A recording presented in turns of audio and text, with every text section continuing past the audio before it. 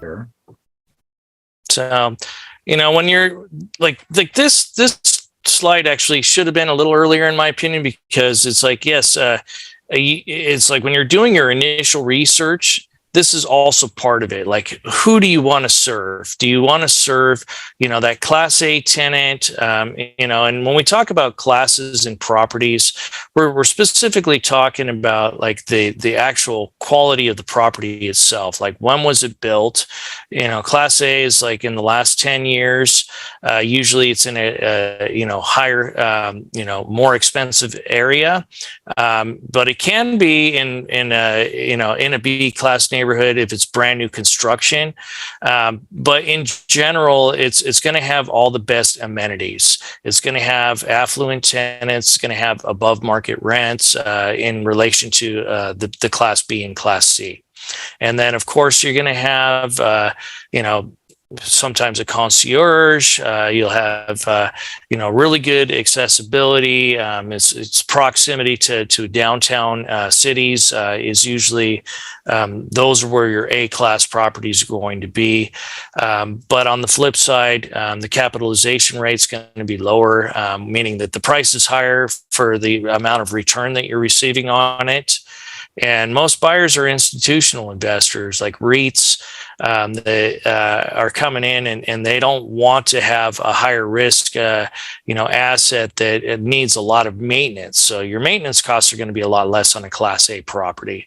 Now, Class B properties, you're going to be like a little bit lower, than the Class A in terms of maintenance and such, because it's going to be an older asset. And, the finishes are good, but sometimes there might be some deferred maintenance. It's more functional than like, just popping with all of the amenities. But usually the cash flow is better than A-class buildings. And the cap rates between 5.5, 7.5.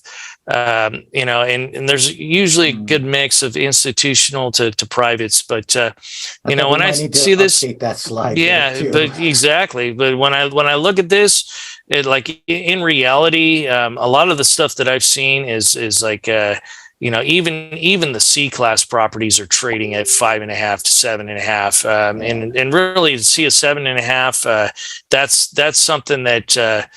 We don't really see it all that often. Yeah, that's kind of rare anymore. Probably about 8 years ago, yes, you would see it. And Class C is going to be your workforce housing. It's going to be 20 years plus, a lot of times 30 to 50 years, or even 70 years. But those are the properties that you're going to have a lot of the maintenance issues with regards to the plumbing, with the cast iron, drainage lines and galvanized pipe. So those ones are usually good opportunities for owner operators that want to come in and actually upgrade those fixtures, those plumbing lines, and generally you're receiving a higher margin on those properties in terms of cash flow, but the resale is not going to be as high as an A-class property. But it's a lot of it really is the tenant profile also. You're going to have more affluent in Class A versus Class C. And, so it really just matters on who do you want to serve. You want to serve somebody who's able to pay their bills and, is like wants functionality, or you want to serve somebody who's at the top of the market who has a ton of money, that they want a lifestyle. So you have to be able to provide those amenities to accommodate those lifestyles. Oops.